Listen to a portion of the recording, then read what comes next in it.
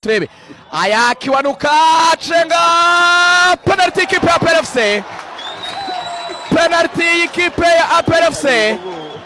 Abakinnyi ba Marine barimo Confiance, barimo Taiba, barimo Fabio, barimo Bishangara Latifu, bakaba buzuye ku musifuzi Aline arababwira ati musigeho, ati umupira wa mbere sinayitanze ati niyo. Abafana ba Peri bahita batangira guserebura bavuza ingoma. Ku ruhande rwa Marine abakinnyi babyumva ariko umusifuzi yamaze kwitanga, nta vari hari, rero ni penalty igomba guterwa.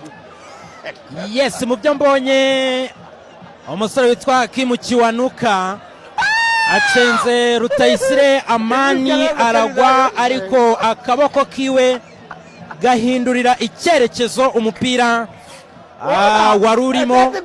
Icyo gihe rero iyo byabaye bivuga yuko ari umuntu wakoze umupira, ntago ari umupira uba wakoze umuntu.